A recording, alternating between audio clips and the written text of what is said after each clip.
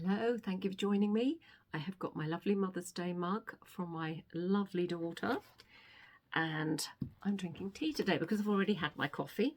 So today what I'm doing is I am going to put together a Bible of information for this series. I have started writing, but I haven't got terribly far with. And I know the story. I love the story. I know the first 3 stories actually, and a bit of not 5 actually. I love the stories. I'm excited by them, but I'm struggling to write, which is, I do go through this at the beginning, especially of a new series, because I don't know the characters yet, and it takes me a while to get into it. So I just keep going. But with this, for some reason, I really struggled, and I realised they're slightly shorter books than what I'm used to writing. So for my historicals, for example, Witchbane is 108,000 words as it stands. I think it's going to be staying at around 108,000 words. So that's my next historical out with HarperCollins. For my Georgina Troy books, they tend to be between 76 and 80,000 words. They have been up to, one was 105, but I think we brought that down a bit to about 90. But so they're about sort of 20 to 30,000 words less than what I'm used to writing for my historicals. And these books are slightly shorter again, because that's what people want apparently at the moment. So I'm struggling. I know how to tell a story.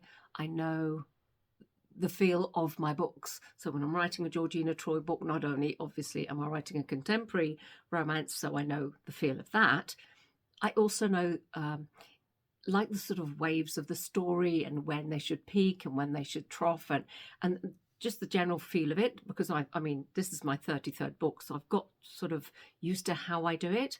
My historicals, obviously, there's a bit more, so because they're longer. So, but I know the feel of those books too.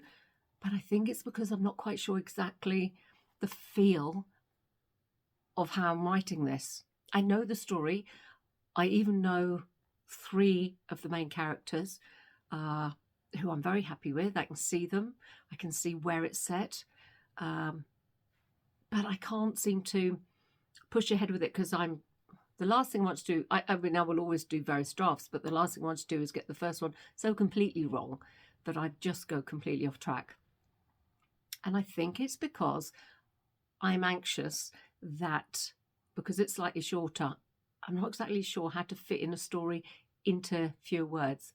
So that's what I'm working on today. I'm going to have to plot these books a lot more than I usually do. So I normally do an outline, which I've shown you before. So this, for example, is an outline that's 2 pages. It's got the main characters, the problem, the log line, the basic story, and comments from my publisher, which is about that long at the back there that I've highlighted things. She wants less of this, more of that. What about this? Basic general sort of conversational bits that we discuss that I need to think about and decide upon to improve the book and make it the best it can be. So I've got that, and normally I go by that, and I then start writing and I refer to my outline, because that's what keeps me on the straight and narrow, as it were, with my book. This time I think I'm actually going to plot it more, just to give me the confidence to then write it. You would think I'd have a bit more confidence on my 33rd book, but that's what I'm going to do. So this is my notebook for this, it's a series. So right at the front, I've turned over my first page because I've made notes. These pages will be all about the main characters and like a log line of each story that will go behind, for each folder. So that's what this is going to be at the beginning. Then each little tag behind that, as you can see, I've already got, what have I got behind there? Oh yes, more notes. For the first one, and then we've got the second, the third, and so forth. So I've already got my book. I have also got for my birthday as one of my presents. So can you see this behind me? Isn't that absolutely beautiful? Beautiful little witchy card hanging up there, saying a couple of things. One is the magic is in you. That's from Amber Raven, lovely Amber Raven. I also received this lovely notebook. So this is one of my presents too. This is from Glynis Peters, and this has got the cover of her latest book, The Orphan's Mission. I'm listening to that. It's my latest audiobook, which I did mention it in my previous video, my previous vlog. So if you would like to have a link to buy your copy, you will find that in my previous video. And I'm loving it. I think I'm on chapter 8 at the moment, and it's really, really good. I know that with the Glynis Peters book, I'm going to enjoy it. So it's always very exciting for me when she has one out. So yes, I'm not sure what I'm going to use this notebook for. I'm one of those people who struggles to use a really lovely notebook. And I have a few. My son bought me an especially gorgeous one at Christmas. And I know I'm going to have to use it for something special. Special notebooks should be used for special things. I'm just not quite sure what it is yet, but I look forward to using that. Thank you very much, Glynis. So I am here armed with Breville's. They're supposed to last. You know me well enough to know they won't.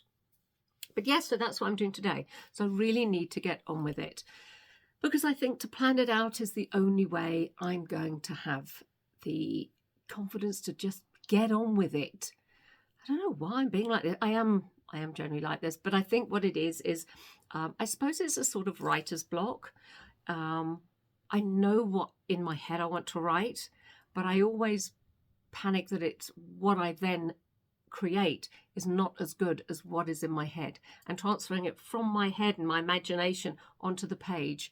That's what I struggle with, and that's my sort of writer's block, that I'm not good enough to do that.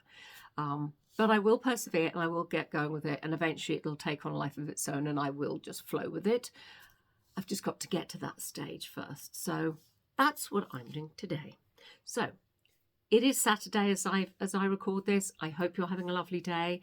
I've had a lovely week. I've had a busy week, and that reminds me, the very first thing actually I need to do, which I should have done by yesterday, and with lots of things that's going on in my world, I forgot. I have partially answered these questions. I've got to send off answers to questions because I'm in somebody's newsletter, which is very, very exciting, and I'll tell you more about that when they come out. So thank you very much for joining me. I hope you have a lovely weekend, and I look forward to joining you again next week.